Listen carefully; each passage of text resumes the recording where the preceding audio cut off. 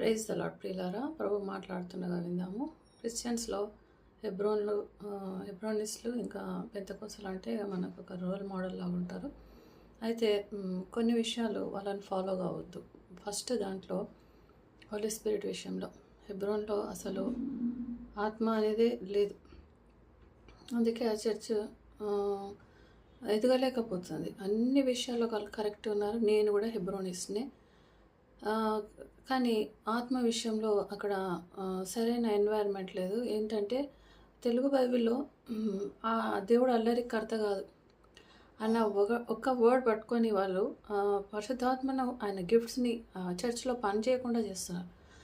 అయితే ఈ ఎట్లా ఉంటుందంటే ఇంగ్లీష్ బైబిల్లో అది అల్లరి అని లేనే లేదు, కన్ఫ్యూజన్ అని ఉంది.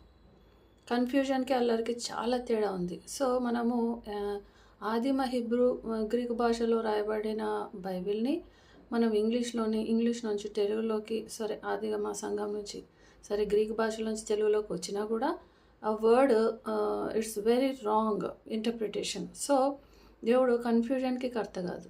ఇంకా గ్రీకు భాషలో ఆదిమ భాషలో ఏముందో నాకైతే తెలియదు, కానీ ఆ ఒక్క వర్డ్ పట్టుకొని వాళ్ళు పరిశుద్ధాత్మను దూరం పెట్టడం జరుగుతుంది.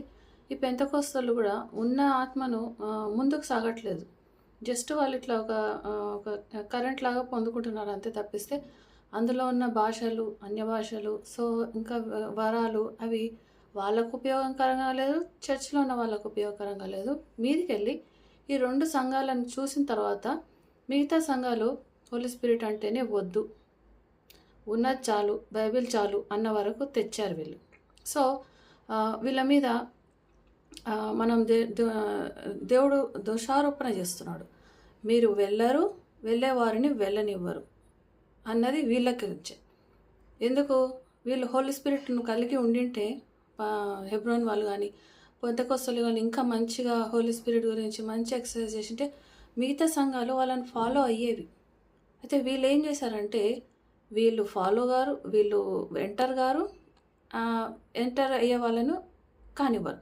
సో వీళ్ళు ఎలా ఉన్నారంటే శాస్త్రాలు పరిచయాలు ఎలాగైతే తాళం చేతులు ఎత్తుకపోయారని దేవుడు వాళ్ళ మీద నేరారోపణ చేశాడో అలాంటి వాళ్ళుగా ఉన్నారు. సో మనం ఎవరిని చూడాలి?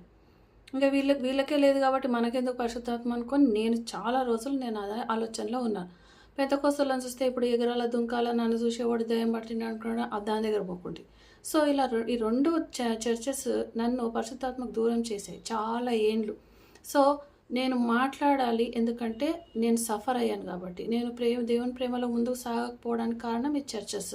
కాబట్టి మనం దేవుణ్ణే ఫాలో అవుదాం.